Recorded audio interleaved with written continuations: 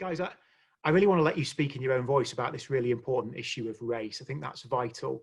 But I just wanted to start just to get us into this by just asking, how are you both doing after this last couple of weeks? How are you? How have you responded to all that's been going on? Well, for myself, I would say I've gone through a whole mix of emotions, really. I think anger, certainly despair, sadness, confusion, the whole range, really. And I suspect I'm not alone in some of our fellowships and also some of our communities as well. Mm-hmm. Yeah, I think I would echo that. We had a Zoom meeting after church on last Sunday, and I was asked quite a lot of questions by the people in the Zoom meeting. And we've also got a church plant run by a couple of Nigerian guys, and one of them was saying to me recently that he had a really rough week just a week or so ago because members in their congregation were really quite upset and angry about what had happened in America. And so I think I agree. I've gone through quite a bit of emotion in terms of what to make of this. One of the elders in my church, actually, who is black and works in the city, he sent me an email with just reactions of some of his work colleagues, and it's worth just reading something. I wrote them down. It's one colleague said, "It's tough to let this kind of tragedy pass without being affected emotionally and wanting to stand up and be heard." Another one said, "I was struggling on Friday and had to reach out to a colleague who was struggling equally, yet we were silently carrying on." Another one said, it's taking its toll on people mentally and emotionally, that providing a platform for people to talk would be good."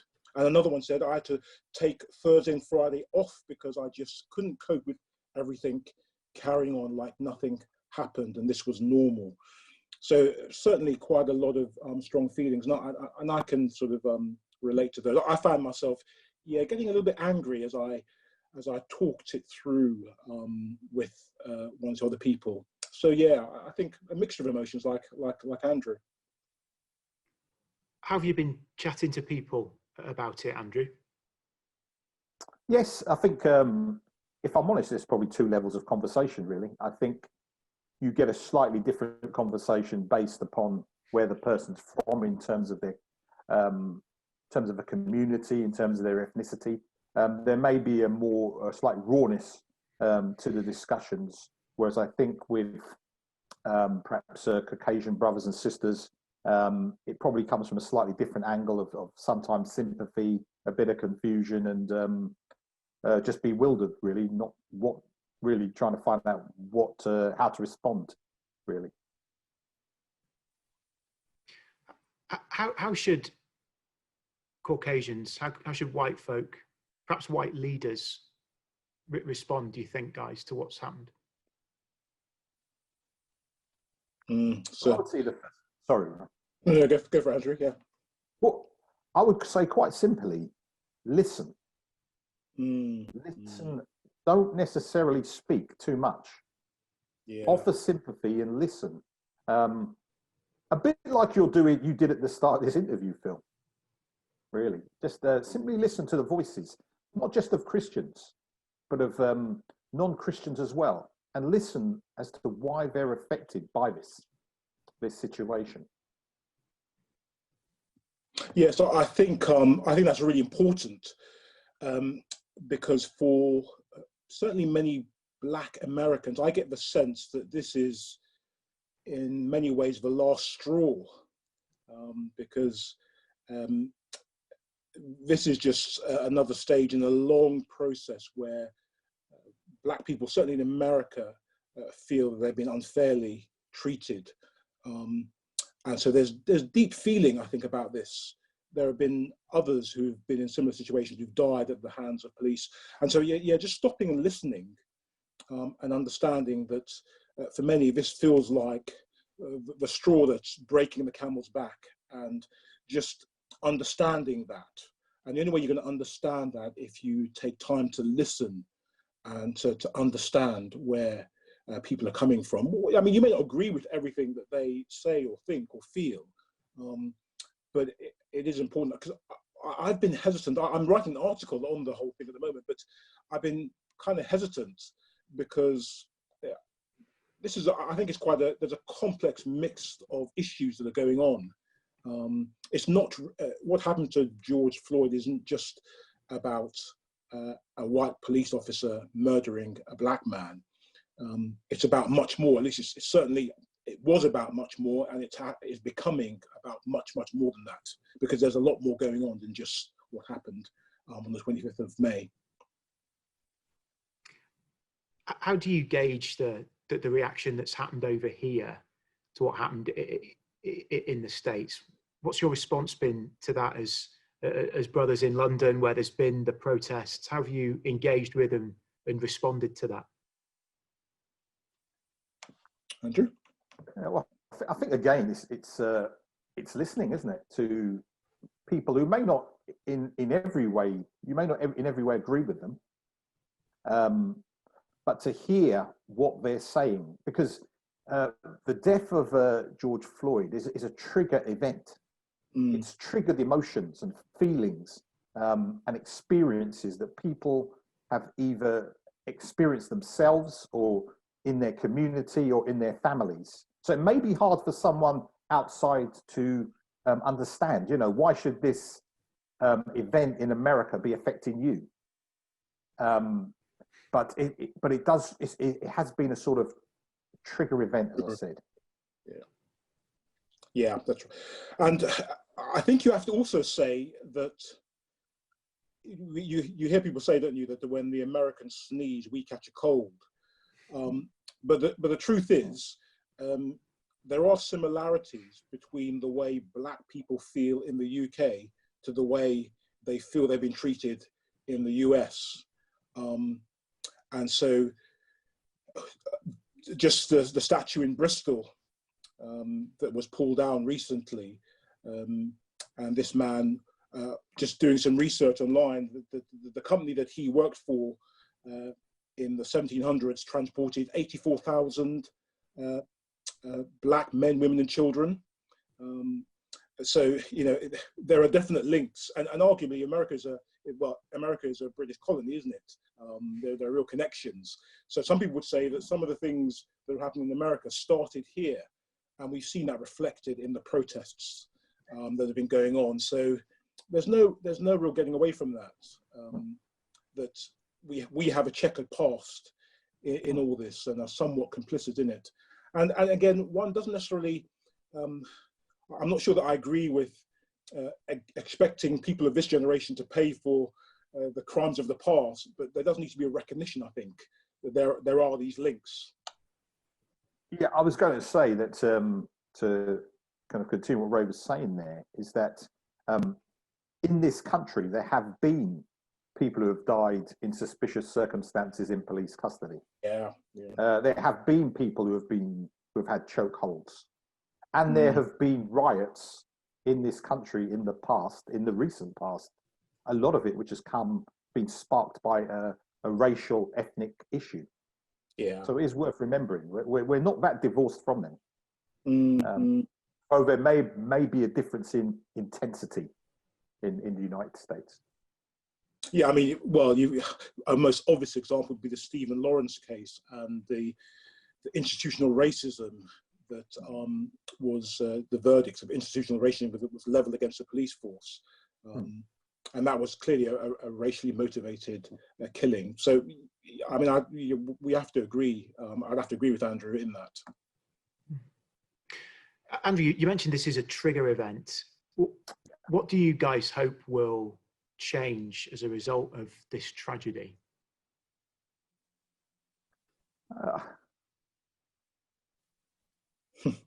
I would hope that it would result in people beginning to look seriously at racism in its subtle forms, really, because there is a sort of subtle racism that clearly exists in this country, but it is hard to put your finger on it. You do see its effects. I found it interesting that when Theresa May became Prime Minister, one of the things she mentioned, one of the issues she wanted to deal with was the situation of black boys, as she put it, which shows actually that some politicians were sort of aware. Now, to be honest, I don't think much came from it. But if you look at mental health, education, penal system, policing, housing, there are questions, but it's almost as if it's accepted it's a problem. We can't really deal with it, and sort of let's move on or make the best of it. And I think at some point you do have to say, well, look, actually we need to stop really. And I would actually say more than let's have a conversation. I would say it probably needs possibly some kind of commission or something to look at this issue. Yes, it's interesting, isn't it, how it's been commented that the black community has been disproportionately impacted by the COVID-19 pandemic, and that there's some kind of inquiry into that. And I wonder what will become of that. But yes, I think there does need to be a serious, hard, long look at the way ethnic groups are disadvantaged in this country. But I think I'd like to see that it's important to talk about it and just to acknowledge that there is an issue, there is a problem. I lived in South Africa for 9 years, lived and worked there, and racism is very much in your face there. You know, there are 4 distinct ethnic groups in South Africa that everyone knows, and you can't really have conversations without talking about them because it's so obvious. But I think in this country, as Andrew's alluded to, I think racism exists and structural racism exists, but it's much more subtle. And in our politeness as British people, we don't talk about those kind of things, just like we don't talk about money and politics, you know. But they're issues that I think we've got to start talking about to start with, at the very least, and then maybe we can understand things better and move on from there. But certainly there's a subtlety to these things in the UK that make it very, very difficult unless we acknowledge that there is an issue and a problem that needs to be spoken about. So, brothers, what's your experience of being black men in the UK? Black men who've lived here a long time. What's your experience like of being black men in Britain? Yeah, I think in my case, been living a very long time. But I would say, I think there's the overt and there's the subtle racism, really, isn't there? So when I was growing up, I was one of 8 children, mainly black community. But there were pockets in London which were very English. And if you walked into the wrong place, you could find yourself in a lot of trouble. You know, so myself and my brother, we've been chased down the road by skinheads before. For me, personally, the police weren't a big issue, mainly because I didn't have a car at the time. I was walking. But for my brothers, they were stopped all the time. My big issue was with teachers. Either teachers who were silent and they knew things were going on and things were being said to kids, and also those kind of overt racists. So I can remember as a year 6 student, mainly black class, and one of the kids was humming in the class. Now, the teacher was a former World War II pilot, and he went mad. He threw a chalk at the kid, and then he launched into this racial insults at this kid until the kid was reduced to tears. But one of the things he said was, he used kind of classic Darwinism, you know. He said, you people are like monkeys swinging from a tree. Now, he got away with it because basically he ran the school. In fact, it was one of my ambitions when I left the school to come back and punch him straight in the mouth. But fortunately for him and for me, the gospel took over, and there were bigger fish to fry. But then, praise the Lord. Yeah, praise the Lord. I think there were subtle situations whereby, say, like when I worked in a bank for a number of years, and a number of us from working class backgrounds, both black and white, we should really have got promoted, really. We did work hard. We had the talent, we had the ability, and that was seen when some people left to go to other places, they were promoted. But within that organisation at that time, there was a clear case of, if your face fits, you can make a move. It was pretty clear. Now, the thing is, could I say that was racist? Definitely. No, I can't, because that's the nature of a lot of subtle racism. And in fact, what it does produce in ethnic minorities, I don't just include black people, but Eastern Europeans and people from Portugal as well, that kind of places, it does produce a sort of paranoia. So you get rejected and you think, well, was I rejected because I was no good, or was I rejected because of my color? What was the reason? And so you almost get a sort of paranoia inbuilt as a result. So yeah, that was sort of my experience. It was a mixed bag, bag. Yeah. And I was raised by my maternal grandmother on a council estate in Hackney in the 1980s. And my parents were never married, so I never lived with them.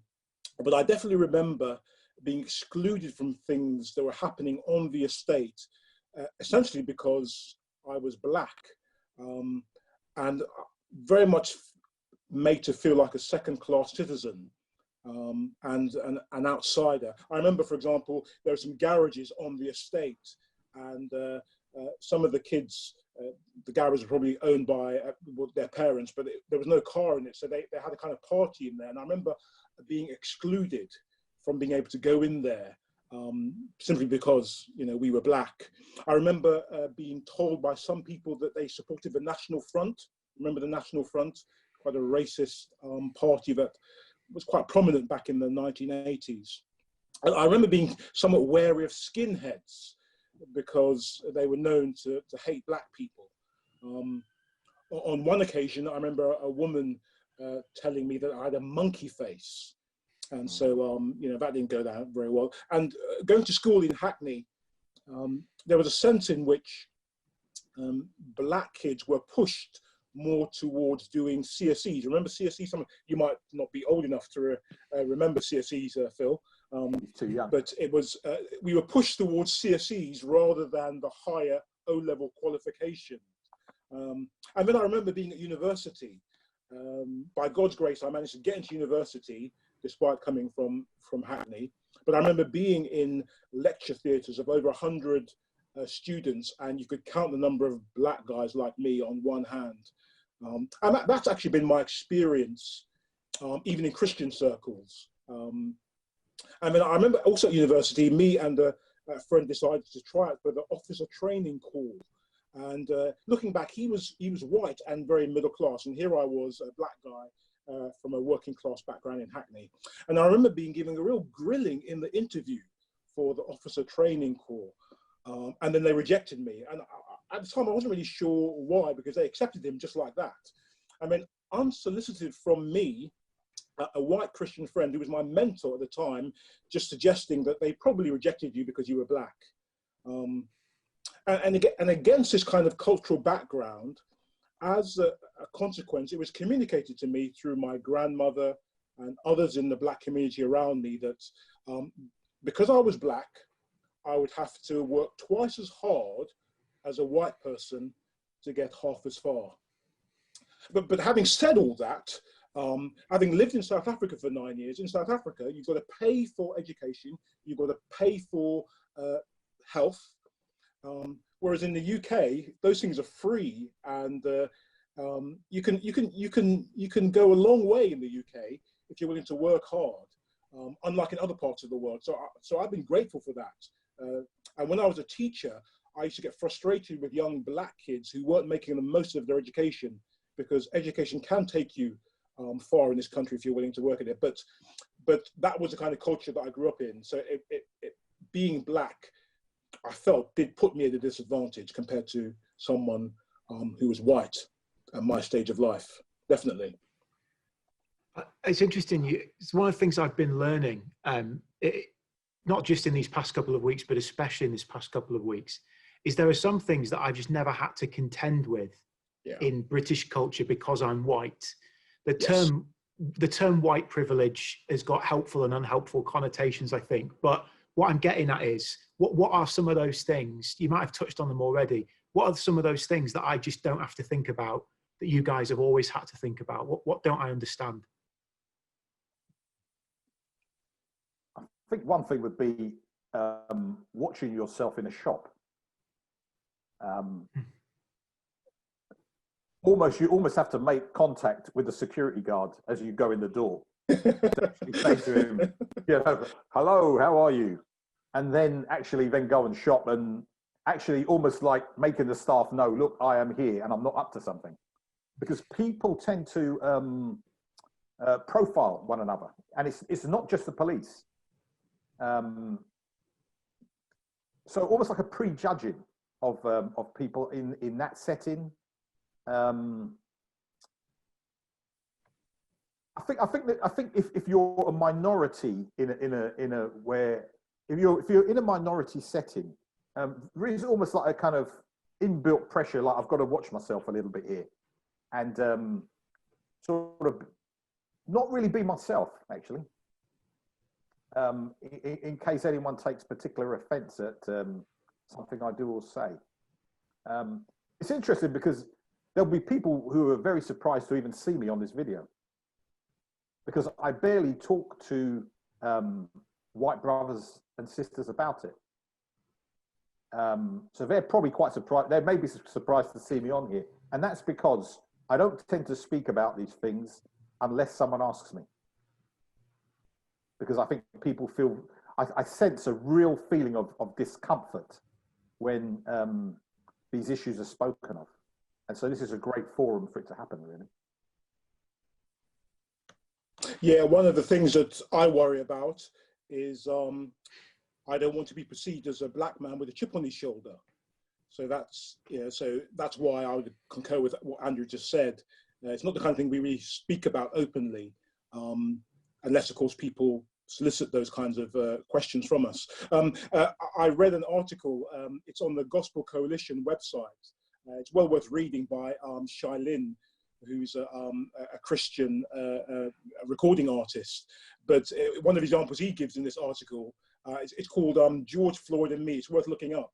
But crossing over the road, if you're walking behind a white woman, it's just, if you're walking late at night and there's a white person, particularly a female, then I would go out of my way not to give her the wrong impression, and so you cross over the road. Perhaps a more pertinent example is I've been to the FIEC conference for the last couple of years. Great conference. Loved it. Loved the teaching. Loved being around my brothers and sisters. But you walk into that conference, and it's very hard, no matter how evangelical you are in your thinking, not to notice that you are one of a handful of black guys there. Now, you guys won't notice it because you're surrounded by people like you, or who look like you, I should say. But it's hard. It was made particularly difficult for me because when I was there last November, I was doing a seminar on diversity or lack of diversity, and so I was even more conscious of it going into that conference. And a little while ago, a couple of years ago, I was asked to lead one of the sessions at the conference in London, and the email that came kind of was couched in terms of we've got a bit of a diversity problem, and we want better representation up. And when I spoke to one or two people about it, words like tokenism came into the conversation, but one or two people pointed out it would have been nice just to have been asked to lead it because you were an evangelical Christian minister and they thought you were capable of doing it. So those are some of the kind of things that we contend with, and it's kind of par for the course, really. Guys, this is rightly a difficult listen, and it's heartbreaking in lots of ways.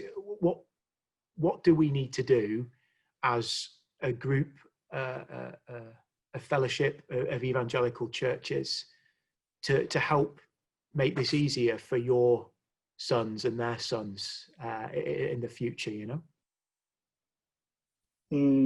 Yeah, that's a good question. Andrew? Well, I think the first step is probably, I think the two things are vision and context, really. And I think they both speak to handling how we handle the Bible. Because it seems to me, one of my major complaints about the evangelical church on these issues is, in the Bible, I read lots of information about ethnicity, about ethnic conflict, about righteousness, about justice, everywhere. But when some of these passages are taught and explained, consistent preachers tend to skate past them or rush past them, almost like they're almost afraid to look at the issue itself and kind of rush off to something else. So on the first level, I would say we need to actually bring out what's actually there, and stop trying to kind of edit what God is saying. God is a God of justice, isn't he? And also to say this is a gospel issue. Because if you look at the say like something like 2 Ways to Live, the gospel presentation from Anglican Sydney, which has 6 main points. Well, the first point is on God creating the world and man as a part of God's creation. The second point is on sin. Now, racism, okay, which is about pride and about unfairness and a favoritism. That says to point number 1 that God has made everyone, but some people are a bit beneath other people, and some people are over other people. So actually, it works against the gospel. And point number 2 is it's sort of saying that everyone's sinful, but some people are more sinful than others, and that's why they're always in trouble. So it actually undermines the gospel. Now, in terms of vision, I mean, I'll go through this briefly, but in Acts 17, chapter 26, the Apostle Paul says, from one man, he made every nation of men, that they should inhabit the whole earth. And he determined the times for them and the exact places where they should live. Now, from that, you've got 2 points which are dynamite to this argument, to this whole issue. I think, firstly, it's saying there's only one race. I hear white people talk about races. I hear black people talking about races. But with God, there's only one race. It's the human race, where we've got a shared humanity.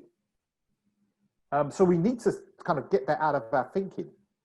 That'd be one thing. But the second thing is that God is sovereign. And therefore, people live where God wants them to live for the sake of the gospel. Now, Phil, if you apply that to mass immigration in this country, which I think is, after the sexual revolution, is probably the second biggest cultural change that there's been in the UK. Why are people here in this country? Why have they come? They have got their reasons for coming, and the majority of Brits will have their thoughts about why they've come. But what if Acts 17 is true, then the reason why they've come is for the gospel, to either hear the gospel or to serve the gospel. So either they're going to hear, a lot of the communities in this country are from areas which is closed to the gospel. And they have an opportunity to hear the gospel in this country. The second thing is, people are here to serve the gospel. You know, Christians, people from a Christian background have come to this country from some of the most evangelized places on earth. So I've got a passion about this issue because you've literally got the sons and daughters of 19th century missionaries who have come back to serve, and a lot of them are sort of being a bit sidelined, not really being used. It's like you've got an army of 10,000, and you're sort of this, you're using 6,000 of them, but you're not sure what to do with the other 4. And so I do think it's a vision, and I think that's the starting point. Why do we think these people are here? And that's not that. Well, it can't be my question. It's got to be questions to, especially my brothers from local fellowships, really. Yeah. Yeah, I mean, I think I would just add the idea that well, I'm a black evangelical reformed conservative Christian man who has intentionally decided to focus on that which is of first importance. You know, on 1 Corinthians 15. But that doesn't mean that there aren't other really important issues that need to be addressed in the church. Racism, which is often linked to class. It's interesting, in South Africa it was very much linked to the colour of your skin, but here I think it's often linked to class. But these issues are a bit of a blind spot, I think, in certain evangelical circles. Pardon the pun, but it's the white elephant in the room, as it were. We seem happy to talk about things like abortion, euthanasia, and pornography, which I think we need to. But race or racism, not so much. So for example, yeah, Andrew is spot on. We talk about different races. Well, race is a false, social construct. It's not biblical at all. There's only one race, as Andrew said. It's the human race. And actually, the most significant thing, regardless of the color of your skin, is: are you in Adam or are you in Christ? Not the color of your skin. So, but the other issue, of course, is I love organizations like Christian Concern and Christian Institute, because as you read the Old Testament, as Andrew has kind of pointed out to me in some of our discussions, the Old Testament prophets are concerned about justice. And so we should be concerned about some of these issues. So I think we could these issues are in the Bible, essentially, and so we claim to be evangelicals. So let's be evangelicals and listen to what's in our Bibles.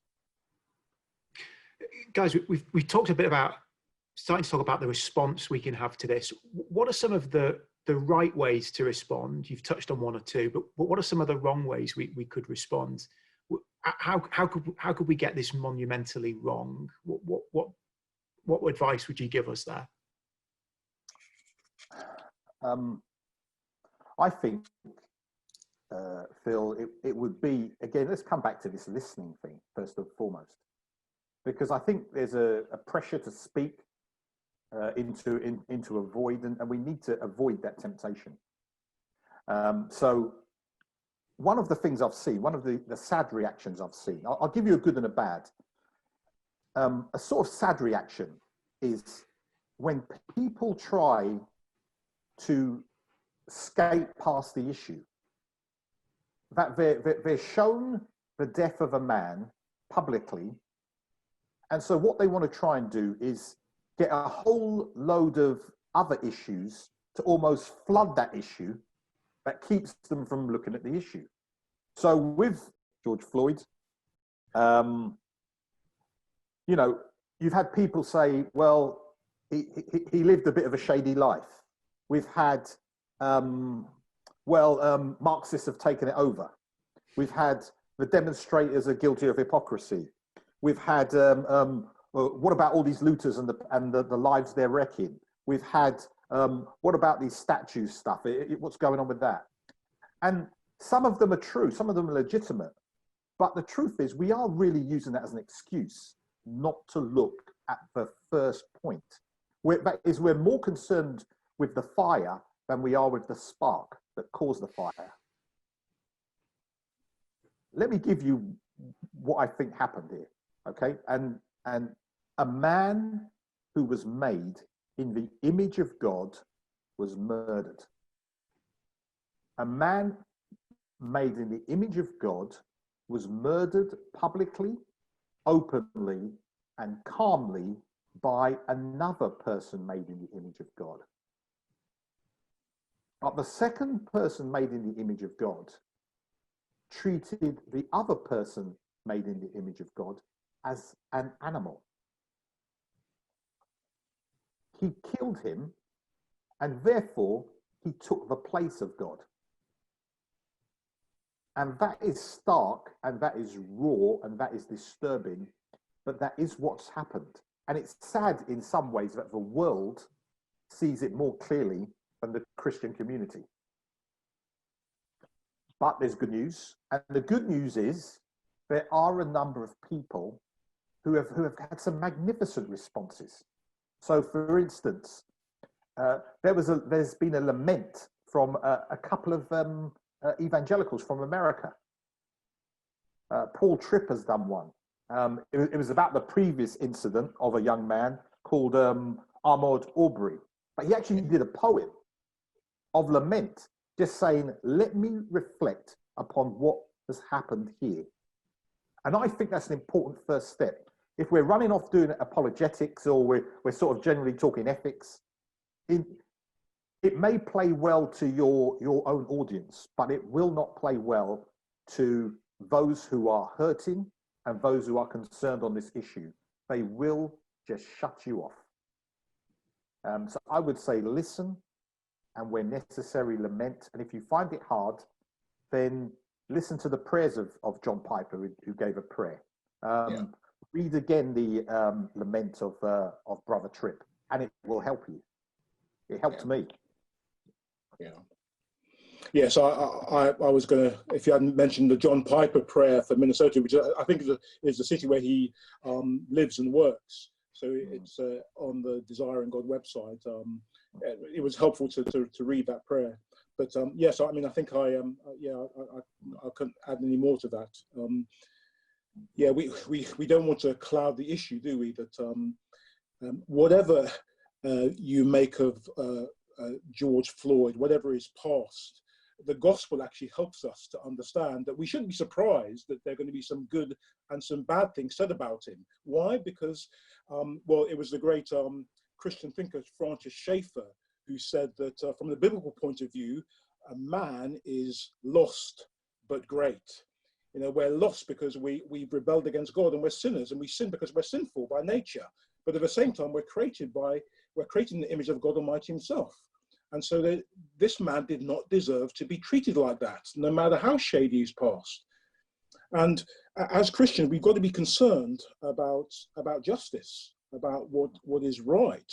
You know, I was listening to someone responding to this, and they defined righteousness as the moral standard of right and wrong to which the Lord holds people everywhere accountable. And it's because it's based on his divine character and his standards. And justice is, or should be, the fair and impartial application of those standards, God's standards, his moral law in society. And as Andrew said, it's stark, isn't it, when those who are not Christians see this more clearly than those of us who are within the church. So yeah. And also, Phil, to say, the teaching which we're commending and encouraging, it is in the evangelical heritage.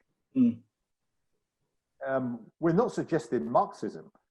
If you look, William Carey, John Stott, John Piper in contemporary, Tim Keller, and Spurgeon.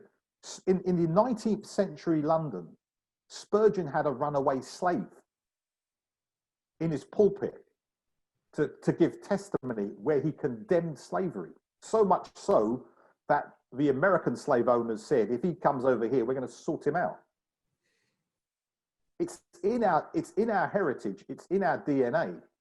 To some extent, we've actually just got to recover it and listen again to what those people were actually saying. I think it's been a good thing that the justice system in Minnesota has moved to convict the officers involved in the killing of George Floyd. And my hope and prayer is that it wouldn't become a media circus and that the trial will be a fair one. But I just found it really sobering that the 3 officers that stood by without intervening are also being held accountable for their actions. Because I don't know about you, but I like to think if I was in that situation, I would have done the right thing. But I'm reminded of that well-known quote: "The hottest places in hell are reserved for those who, in times of moral crisis, maintain their neutrality." So for me, I found that quite sobering, because it's right that all those men, are going to be brought to justice. But it makes me think, are there situations and times where I need to speak up and I don't, which makes me just as guilty as the person pulling the trigger? Ray, you mentioned the FIEC Leaders Conference and how underrepresented Black and minority groups are there. That is a conference aimed at leaders. And I think that's an important point, isn't it? How do we better raise up men and women to ministry positions in evangelical churches from Black and minority ethnic backgrounds? Well, talking this through with Andrew, and then I found a comment that he made quite helpful. He, on a positive note, one of the points he made to me, which was that on a personal level, the evangelical church in this country has got a lot right. It's been really good. So I was led to Christ by a Black Pentecostal Christian man, but I was mentored and discipled by white men. Stephen Richards, the pastor of my local church in Hackney. I wouldn't be in ministry today if it wasn't for him. James Morley, and other people who have been quite influential in my life. Dick Lucas at St Helens, Hugh Palmer, Justin Mote, and then authors like Don Carson, Jim Packer, John Bounsart, John Piper, Tim Keller, have shaped me spiritually and theologically, all white men. So on a personal level, the evangelical community has been a great blessing to me personally. And I'd also like to say that so I've been the pastor of Grace Church Brockley for 8 years, and we've only been in FIEC for about 18 months, but I've sensed a real genuine desire in FIEC to address the issue of a lack of diversity. I think the first year I went to the conference, was it Mike Kendall was preaching, and he brought to our attention the lack of representation in his sermon in this gathering. So, and Trevor Archer has been fantastic in trying to keep this on the agenda. So I think the FIEC has got that right, and that's good. And I think there's a recognition that there's an issue and a problem that needs to be addressed. So I don't want this to come across as negative, in the sense that I love my brothers in the FIEC. And again, I want to underline, I love that conference. It was a great book table, lots of trying to help me part with all my hard-earned cash, which is a real temptation. We need to do something about that. It's a stumbling block for too many of us, I'm sure. And great Bible teaching. I remember listening to Carson one year. In our family devotions, we've been going through Isaiah, and I've used the points in Carson's sermon to do 3 Bible times as we've gone through chapter 6, which he was great on. So don't misunderstand us. I think there's a lot right, but clearly, I was doing some research today, and apparently Birmingham, by the next census, 2021, Birmingham will have white people in Birmingham will be a minority. Birmingham is the second largest city in England.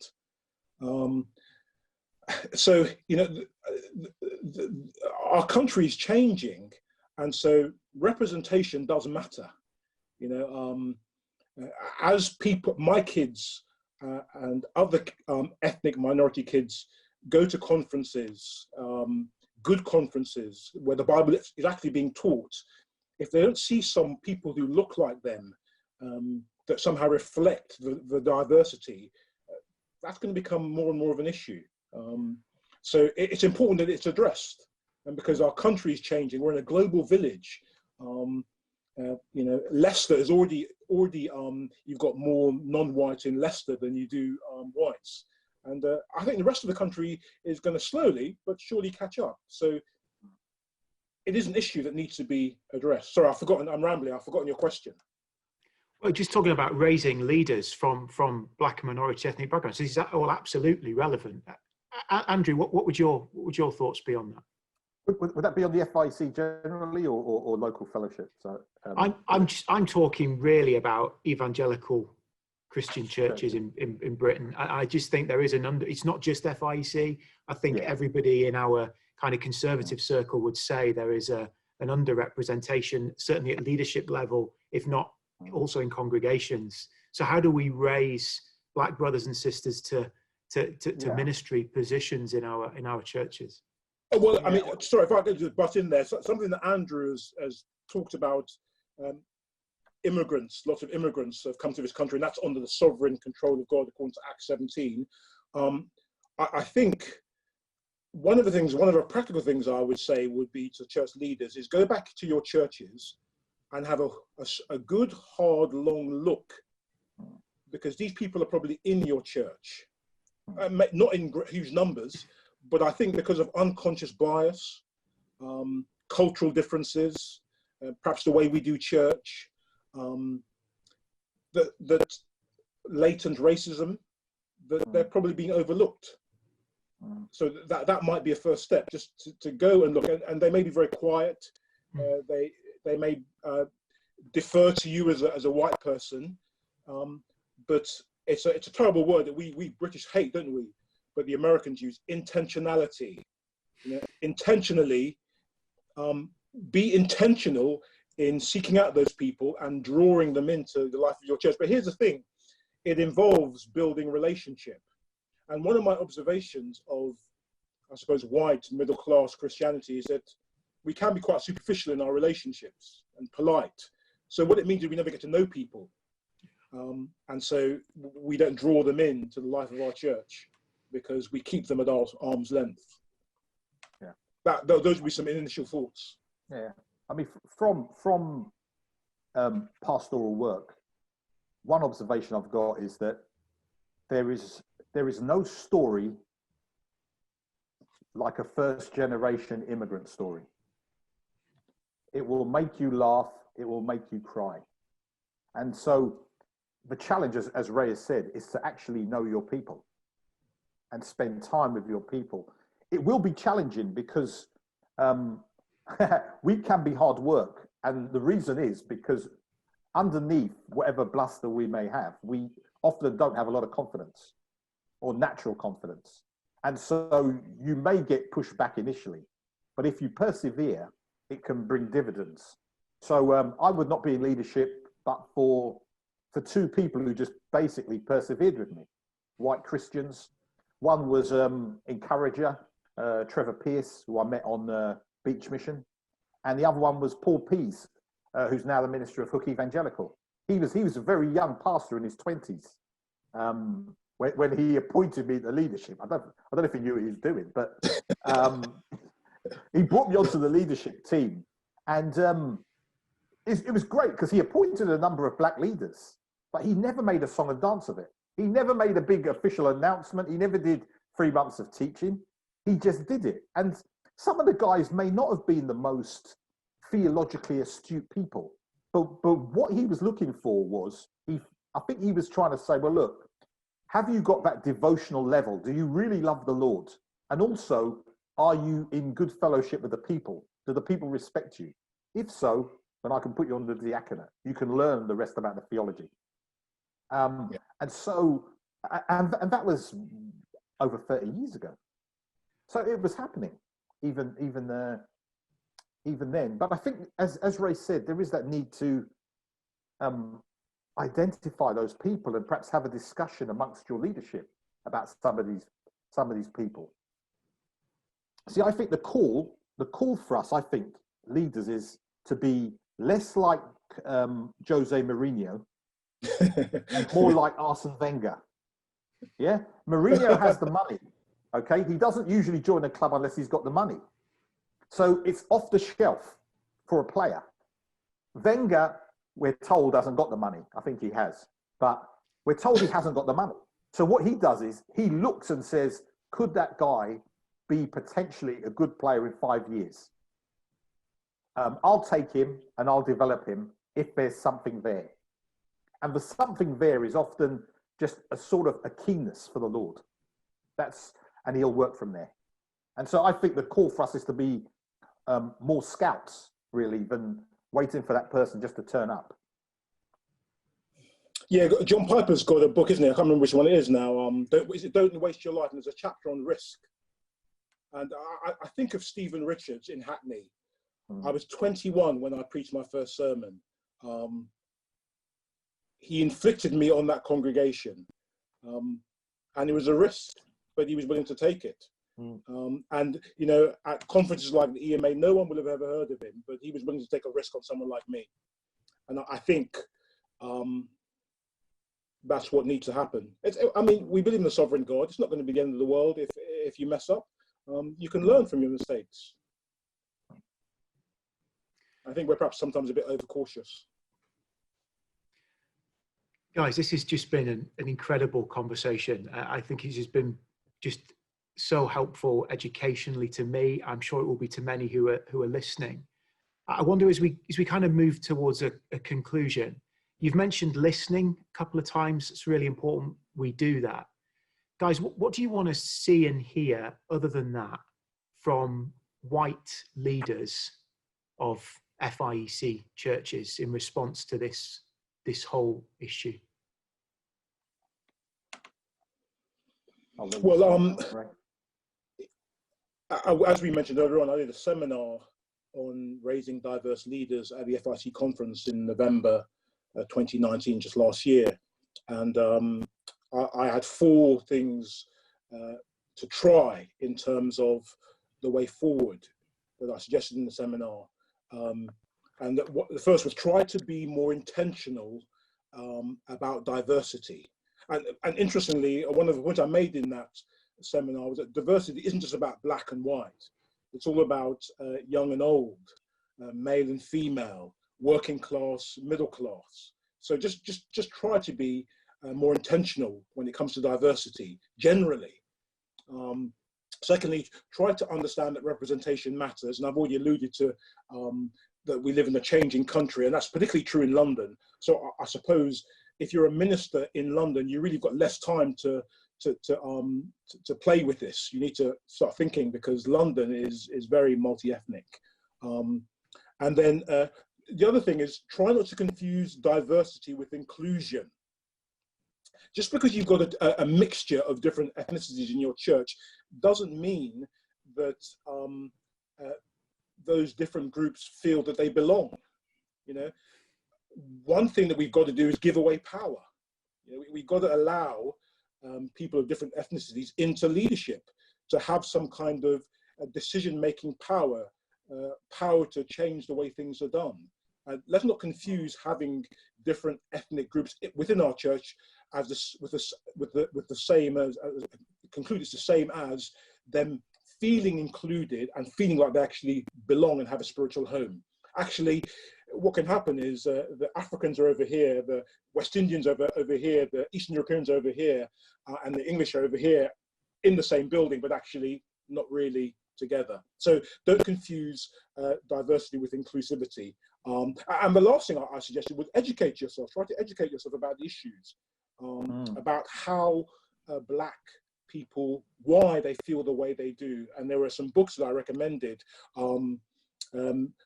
A local minister, a friend of mine, Ben Lindsay, has written a great book, Why We Need to Talk About Race.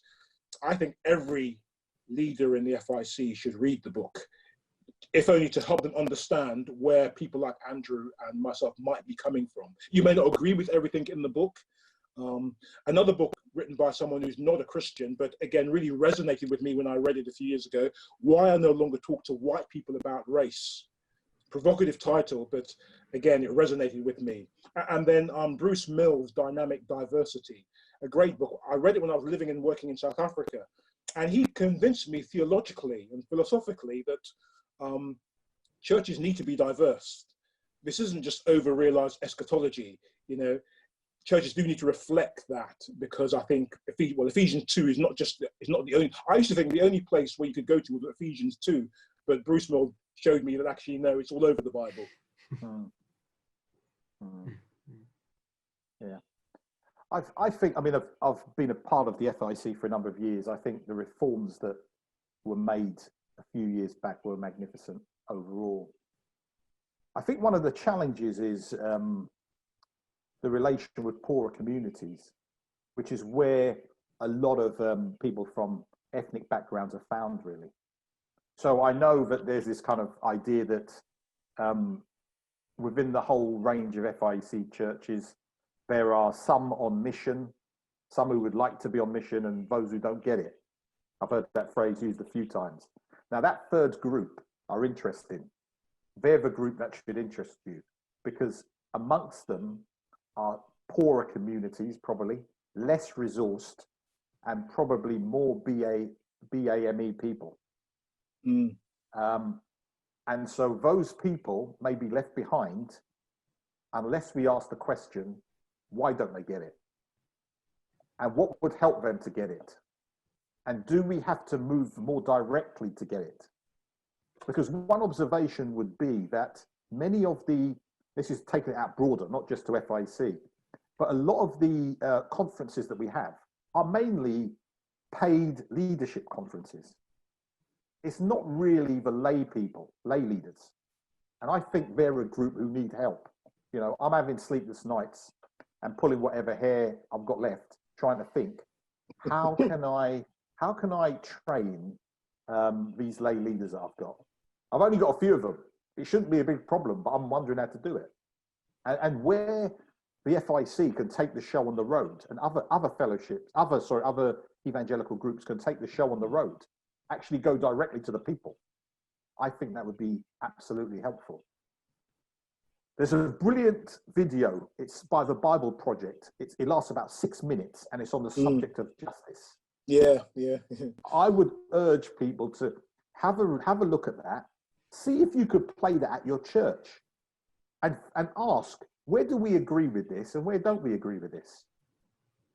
Because it gives a big picture of justice, and gives us a real vision in a very short space of time. And you can use this with your youth groups, because one thing is, there's a real difference, I think, Phil, with this coming generation. A lot more white and black youngsters are concerned than possibly the over 40s who sort of have got used to sort of skating over passages. There's a lot of youngsters who have a real concern and want to look at this properly and respond biblically. And I think this video and some others would help them. Brothers, we've talked for more than an hour and it's just been so stimulating and helpful. Are there any other things you really wanted to get across? I said at the beginning, I really want you to speak and talk in your own voice about all these issues. And I hope you feel you've been able to do that. Are there any other things you want to get across that we've not touched on that would be really important before we conclude? Yeah, as sort of part of my research, I mean, I'm not like Ray Brown, who has a massive library. I just rush off to YouTube. I rushed to YouTube, and there was a pastor there, quite a prominent pastor, and he was basically saying, man of great influence, really, and very faithful in many ways. And he was effectively saying, you know, I'm into the gospel. I'm not into any social issues. I'm not into it. And I remember thinking, would Isaiah have that thought? Would that be the thought of Isaiah or Micah or Jeremiah? We're studying Isaiah together in lockdown. And it's pretty clear that Isaiah makes the link between rejection of God on one side and injustice on the other. Now, again, I think that's cultural dynamite to our world, because it's saying to people from the cultural right, injustice is not just a matter of indifference. It's actually a sign of the rejection of God. It's one of the great expressions. You reject God, so you reject those who are made in the image of God badly. But then it does challenge the cultural left, because it asks the question, why is there injustice in this world? And it says basically, there's injustice in this world because people have rejected God. Have you rejected God? Then you may be a part of the injustice problem. So it's very powerful when we recover what God is saying in his word. That would be my really final thought. And just to add to that, I was struck again by that article by Shai Lin, the artist, and he expressed it this way. It's about having what feels like genuine fellowship with my white brothers and sisters who share the same Reformed theology, until I mention racism, injustice, or police brutality, at which point I'm looked at skeptically as if I've embraced a social gospel, or I'm some kind of liberal or social justice warrior. I think that kind of touches on it, doesn't it? Yeah. It's a great place to conclude. I was really struck by Shai's article. I thought it was outstanding. I thought everybody should read it on this issue. Yeah, that's really helpful.